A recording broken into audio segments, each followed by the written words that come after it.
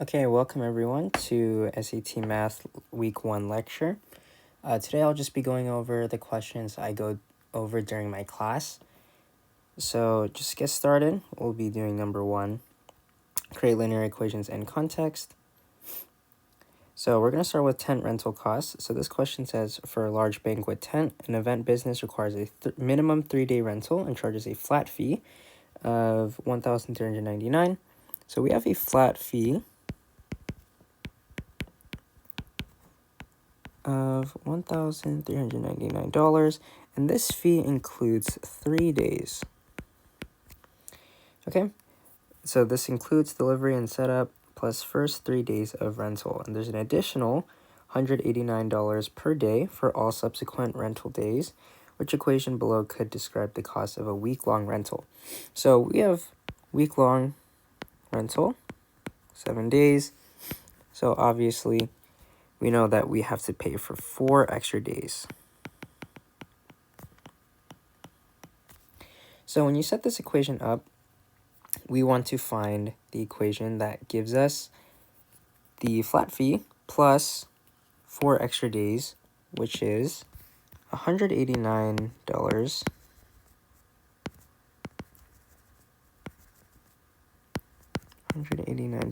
per day.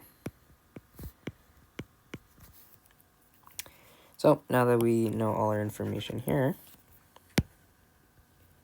we can set it up basically by having 1,399 plus 189 times 4. This is how many extra days we're going to be paying for. Now we have 1,399, and 189 times 4 will be 756. Once you add that up, you'll end up with $2,155. Now, there's only one answer here, which is C, with this amount of money. And if you put it into context of the question,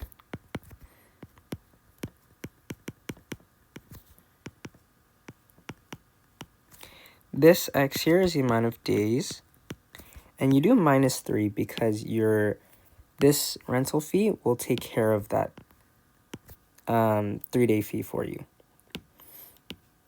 That is why C is our correct answer. Okay, next we'll be going over interpret components of linear equations. So this question has 30 equals 4t. A delivery truck has a gas tank that holds 30 gallons. The truck's average fuel economy for highway driving is 15 miles per gallon. So we have 30 total gallons that the truck can hold, and it goes 15 miles per gallon. So the truck drives several miles per day on highways at an average speed of 60 miles per hour. So 60 miles per hour. And the equation above represents time t it takes for the truck to use a tank of gas. What does the 4 represent? So we have 30, which is the entire gas tank from this delivery truck. And this t represents how many hours it will take. So we don't know what this is just yet, but we do have this information here. So when you see what we have total gallons, we have time.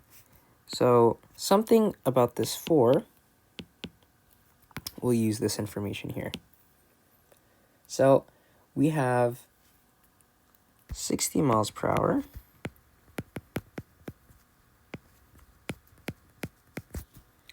times 1 gallon for every 15 miles. So if you multiply this, you'll end up with 4 gallons per hour. Meaning this 4 represents the ratio between speed over fuel efficiency. So essentially, this miles per hour divided by miles per gallon, which should make our answer D. Okay, next we'll go over analyze and solve linear equations. So we have this t-shirt price equation. So there's multiple ways to solve this equation. You can set it up first. So you have our total cost. We have 2 shirts. I would recommend using P instead of T. Because if you use T for t-shirts, if you do plus, it gets confusing. So I would recommend using variables that look different from our plus sign here. And then you can either do 2p times 0.07, or you can simplify it and you can do 18.19 equals 2p times 1.07, which is the tax, the sales tax. So this is the sales tax because we have 7% of this total cost. So if you multiply it by 1.07, you'll get the extra 7% tax. Okay, so then we just solve for p. So you divide 1.07. 2p will end up with 17.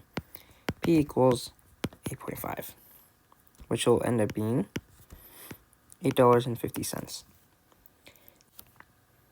Okay, our next problem will be determine condition solutions for linear equations. So this example problem, you have a question where you have a constant, which is a, and we find here that this or no value of x will satisfy this equation. So essentially, we're looking for a value of a where it will make the equation not equal. So when you solve for this, you should simplify the distributive property here.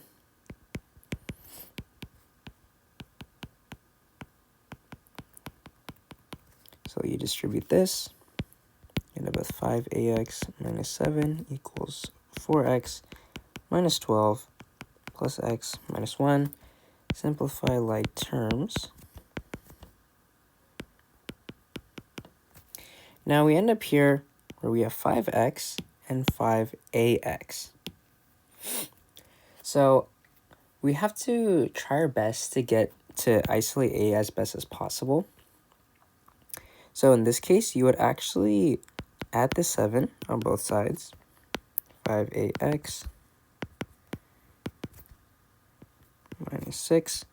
And you'd actually just bring this 5x over on the other side as well.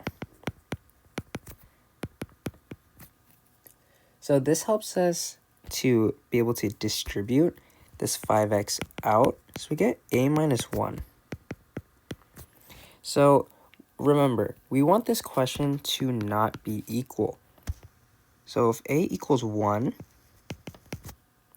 because we don't know what this a is, it's a constant, but if a equals 1, we end up with 0 equals negative 6, which in this case is exactly what we want.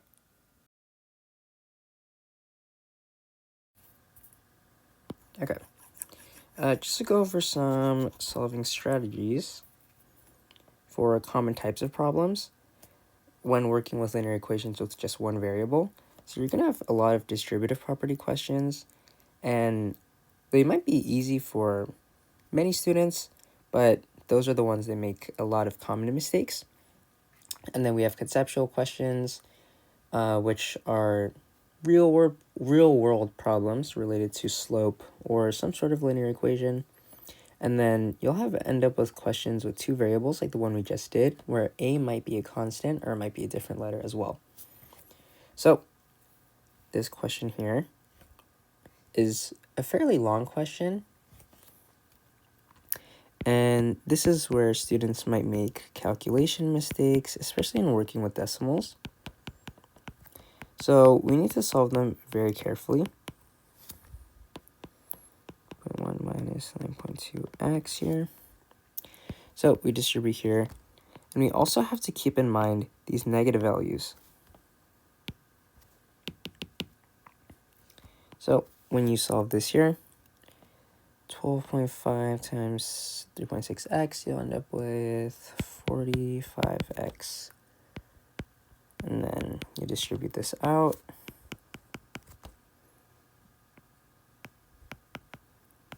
So keep in mind this negative will transfer over to this positive.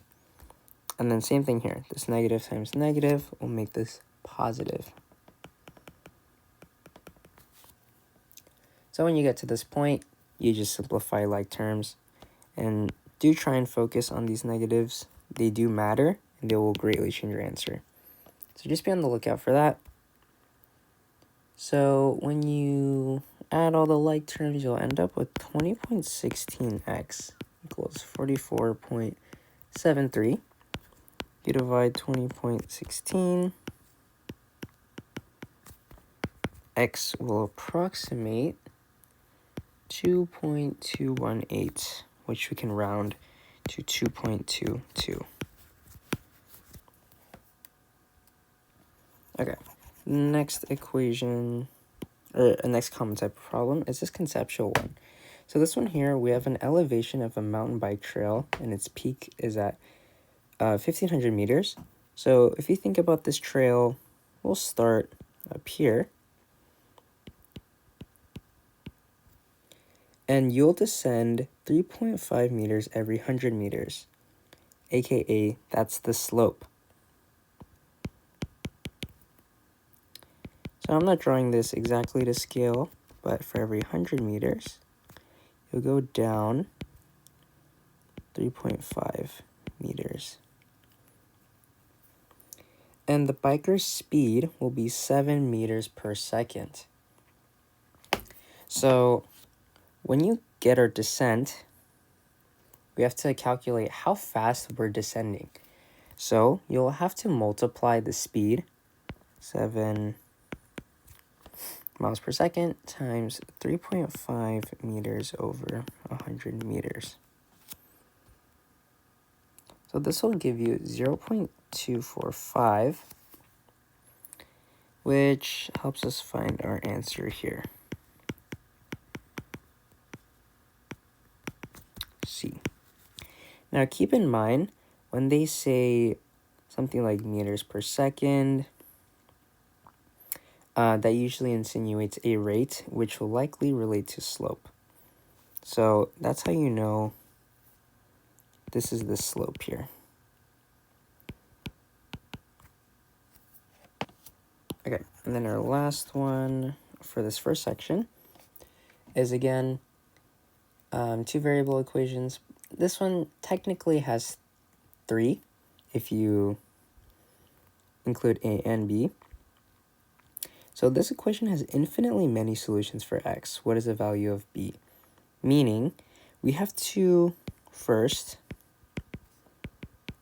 distribute 5ax plus ab. The reason this a comes before this x is because it's a constant. So you can kind of think of it as like something like this. You wouldn't put this behind the x. Okay, so this equals 10x plus 26. So when you get to this point here, we want x to be, or we want this equation to have infinitely many solutions for x, meaning we want these to be equal. How do we get that? If a equals 2. 5 times 2x equals 10x.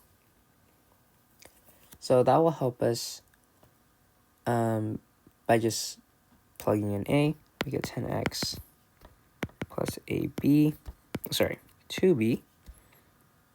equals 10x plus 26. Now here, you can just cross out these like terms. You end up with 2b equals 26, b equals 13. Okay, now this second section we're working with is linear equations with 2 variables. So this one is creating linear equations in 2 variables. So a very common type of question is perpendicular or parallel lines. Now these ones are well, perpendicular lines can get very tricky. So it's good to take a little bit more time on it just to make sure you're doing it correctly. So when you solve this question here, we just want to solve this equation and put it into slope-intercept form. So you'll end up with 9y equals negative 2x plus 1. You'll end up with y equals negative 2 minus 9x plus 1 over 9. This is our slope here. This is what we mainly want to focus on. And when we solve for y for this one, which I'll actually just move down here, you'll end up with by equals minus ax plus 1, and y equals negative a over bx plus 1 over b. Now, because these are perpendicular lines, we have to keep it in the format of a over b. So we have a over b here. So remember, perpendicular lines use negative reciprocal, meaning you'll have negative a over b equal 9 over 2, which you just change the negative, you'll end up with a over b equals negative 9 over 2. Okay, so then when solving for one of these possible answer choices for a set of perpendicular lines, we have to do the same thing. We have to make sure this format of a over b does actually equal the perpendicular slope of our original function that we have. So just for time's sake, I am going to pick the correct option,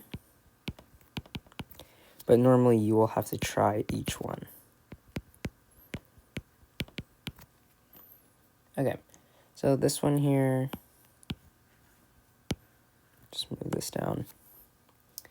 You'll end up with 9y equals negative 4x plus 1. Y equals negative 4 over 9x plus 1 over 9. Again, this slope is what we're mainly looking for. Same thing on this other side here. You'll end up with 2by equals negative ax plus 1. Y equals negative a over 2bx. That can get confusing, but you are dividing by 2b here, which is why you'll have this 2b on the bottom. And then same thing for this one. Now you're going to have negative a over 2b. Sorry, that looks like a 6. 2b equal 9 over 4. And that will be the direct opposite reciprocal here.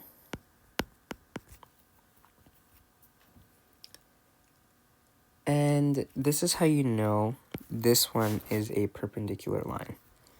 Exactly the slope for the function with a and b will match the opposite reciprocal of the slope for this other function. So our answer here will be C. Okay, moving on to the second one for this section. Solve linear equations in two variables. So you're going to see a very common type of question here, which is movie tickets or some sort of form of tickets where you have to essentially make your own equation with variables to try and solve what they're asking you. So in this case, how many adult tickets did they sell? And we know that I'll just do 9A for adult tickets. Each one costs $9, which is why we added the 9. And 6 children's tickets, which I'll put as C.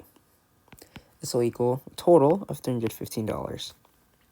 Now we do know that they sold 15 children's tickets, So c equals 15 here, which we'll plug in.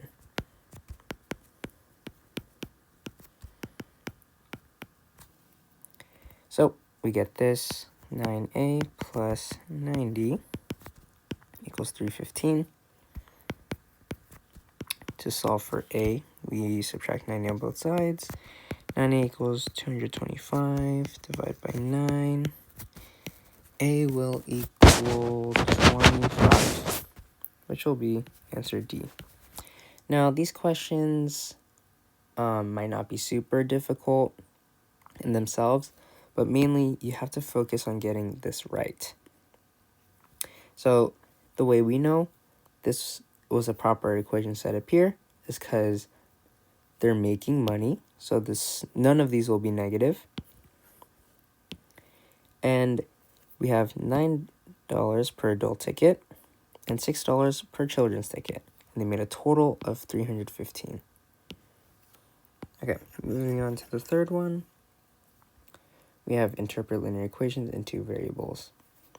So you're going to see a very common type of conceptual problem like draining a pool, and it will just be there to make sure you understand the context of this equation. Now, you don't have to do any math, but you could if you'd like. If it helps you, sure, go for it. But this question, a family is draining their pool for maintenance. The water flows out of the pool at a constant rate. The equation above shows the relationship between x, the number of minutes that have passed since draining started. So x is the minutes after draining started. Y is the number of gallons left in the pool.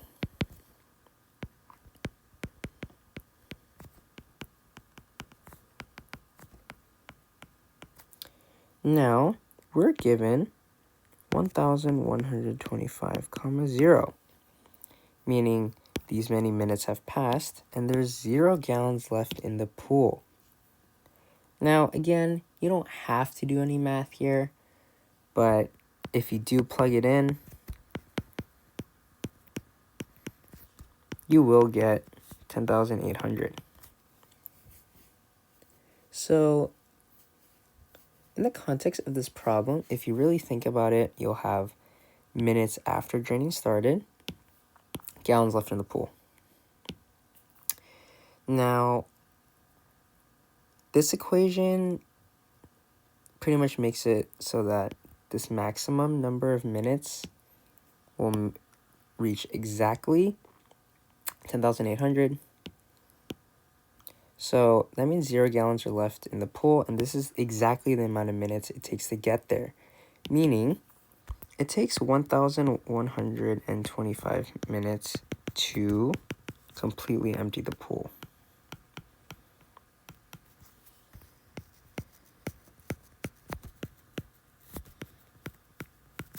Which in this case will be answer D. Okay, and this last one here, before we go over some more common types of problems, we have connect representations of linear equations. So this one, we have pizzas needed. So this graph shows the cost for a given amount of pizzas. Use the graph to determine the total cost of 300 pizzas to feed a football team. Now the cost of pizzas shows, there's this line here. We have this.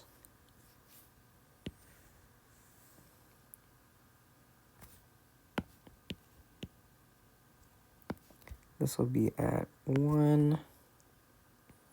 This will be at 2. So we have this here at 20 and 40. So just doing rise over run. Rise 20, you run 1. The slope is 20. So we don't have a y-intercept here as we start at the origin. So our equation here is 20x. Now we have 30 pizzas. Pizzas is on this x-axis. So we can just plug in however many we need. meaning it'll cost 600, I'm assuming dollars, it doesn't exactly say, but y will be 600. Okay, and then moving on to some solving strategies. Some common types of questions that they'll ask you is something that relates to the interpretation of slope, maybe in a word problem, where they're going to say something like average speed or average rate, which essentially is just asking for the slope, but if you don't know that beforehand, it could get tricky to figure that out. And then another one is two variable word problems, and these word problems do not explicitly mention two variables, they just expect you to be able to understand and figure it out. And then a slope form variation, meaning in slope intercept form, we have y equals mx plus b, but they're going to give you linear equations that aren't in the classic y equals mx plus b format, which you're going to have to be able to manipulate the variables to solve and figure out. Now, the slope interpretation question, we have a graph here. Now, it got a little cut off in the screenshot, but we have 0, 18. Right here, we have 1, 9.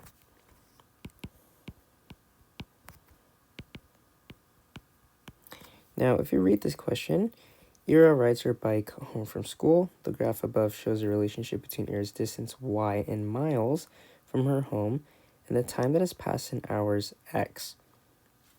So y is miles and x is hours. What is the average speed? So again, average speed is slope, but there's a bit of a caveat here, which I'll get to in a second. So when you normally solve for slope here, we expect our slope to be -9. However, you can't go a negative average speed. So because we're just looking at how fast she's going, it'll actually end up being a +9, which can be confusing, but the reasoning here is that you can't really go a negative speed. We're just knowing how fast she's going. And even though the slope here is negative, we're checking how close she is approaching her house, which is why this will be positive. Okay, in this next one, we got two variable word problems. Lauren spends $88 on sports drinks and water. Each sports drink is $8, while each water is $1. Now, if you check this here, we have two variables. I'm going to put S for sports drink and W for water. Now, it's 1W. We don't really need the 1 there. So when you plug in this S equals 6, as she already purchased 6 packs of sports drinks, you just plug it in here. 88 equals 8 times 6 plus W. Again, you don't need to label that 1. Then 88 equals 48 plus W. W equals 40. So our answer here will be B. Now, you don't need, or this question in particular isn't very difficult, but they will expect you to know how to rewrite the equation to have two variables here. Now, for our last one here, they're going to want you to be able to fully make a linear equation based off just 2 points. So we start here 7, 2 and 1, 5. Again, x1, y1, x2, y2.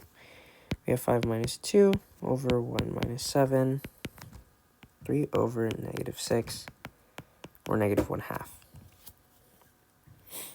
Now we have y equals -1/2 x plus b.